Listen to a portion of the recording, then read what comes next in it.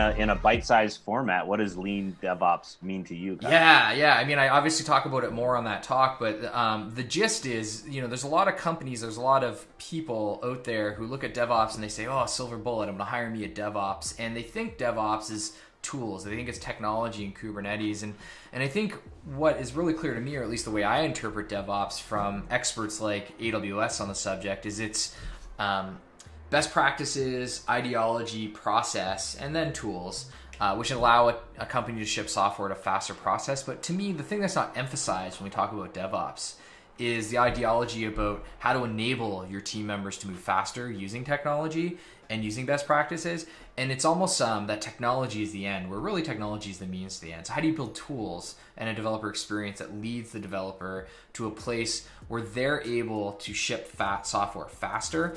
And I think that's sort of a bit of a contrarian view sometimes. But the more we see technologies like Kubernetes come out and thought leaders start to emerge in this space, the more we're starting to really understand that DevOps is not just about technology. And in fact, a lot of times technology makes it harder for developers to be successful. So that's kind of what the talk's about. I just talk about a lot of these challenges, talk about the idea of adopting DevOps over time, talking about taking a lean approach to DevOps, because it's not a silver bullet, and it's something that you need to adopt over time. And the tactics you use early might be different than the tactics you use later. But much of the thought leadership that comes out in DevOps is really about the learnings that happen in large organizations and the tools that are used in large organizations. When we try to apply those to smaller organizations, it's a bit of a mix mash. So it's trying to re-empower those smaller organizations to think a little bit critically about this trend of DevOps, and bring their sort of objective and critical initiative into thinking about how do they enable their engineers. And one of the easiest ways to enable your team is to just keep things simple.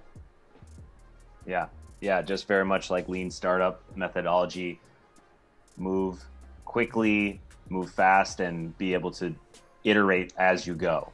For sure, that's exactly how I think about it. So anyway, I won't give too much about it, but I'm actually gonna put the video live right now while we're talking, and that way it'll be available for everybody who wants to check it out, and anytime after this video goes live as well. Amazing. Cool. So what's up next? Yeah. So I guess another interesting thing to call out is some of the open source drops that CTO has been doing with some of our automations from the Ops platform. Yeah, that's stuff that I'm actually really excited about, and you can also find out more about that on our blog. So I'll just bring a quick view up on that. So obviously we talked a little bit about the Kubernetes stuff and how you can use the Ops platform you're going Kubernetes, but a really big and exciting set of announcements was not just that we announced new SDKs for Python, Go, and Bash with Rust coming soon.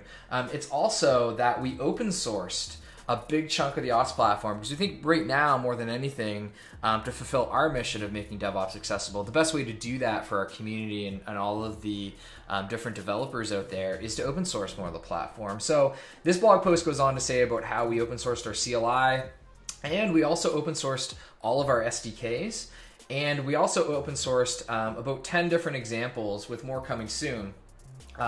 We followed up by open sourcing not just a generic Kubernetes op, but specifically workflows that work with EKS and GCP or GKE as well. And so not only is there sort of a generic Kubernetes approach that we've put out there in the open source piece here, there's also vendor-specific ones, and we have Azure coming soon.